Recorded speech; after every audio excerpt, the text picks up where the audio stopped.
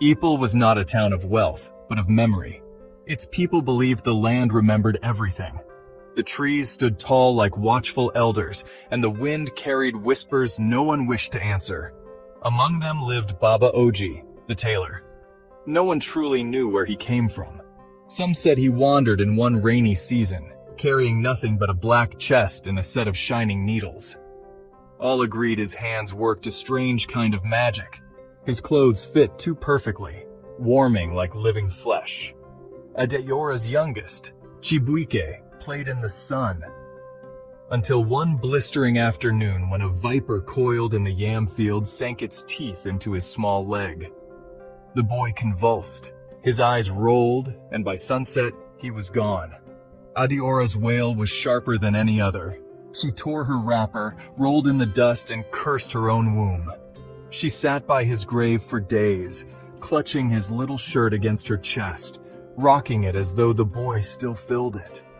Dare began to hear her whispering. Soft conversations in the dark. Once he pressed his ear to the door and heard two voices, hers and another, faint, childlike, echoing from the folded shirt. Your brother still answers. Baba Oji can stitch what God has torn. He will help me bring him back. One evening, Adeora disappeared. Dare searched until the moon leaned heavy over the trees. Through a crack in the wall, he saw a sight that scalded his soul. No! A small hand twitched against the grain, fingers jerking like a puppet. Every mother wants to keep her child.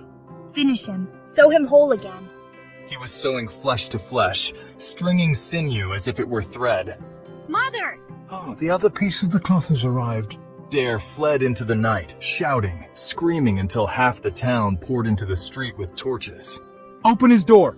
On the table lay what once had been Chibuike, stitched into a shirt of flesh. My baby! No blood, no more blood. His curse will seep deeper. They bound him with chains, seared his hands so he might never sew again. You will come crawling back. At dawn, they drove him into the forest. They say the trees swallowed him. Listen. Adeora never returned to herself.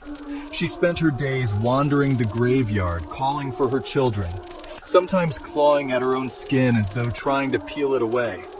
Dare grew with the hollow eyes of a boy who had seen too much. And Baba Oji's shop? It still stands, abandoned, the windows dark. But sometimes at night, when the wind shifts, they swear they hear the sound of a needle clicking through flesh. And in the market, clothes too perfect still appear from nowhere, warm to the touch, stitched with unseen thread. Because in Ipele, no one could afford to stay naked. I will not wear his work. Yet one evening, a parcel appeared at Dare's threshold. No! It was warm. A whisper came from its folds. Mother... Some whispered the tailor's work was a bargain, warmth for a price no one could name. Others swore they saw a hand moving in the dark, stitching even when no one stood there. Come back to me. Dare locked his door, but some doors do not stay shut. They say you can still hear the needle, a slow metronome for what people give up to survive. In Ipele, the land remembered everything. So the town remembered him. Follow Buzzafuzz for more.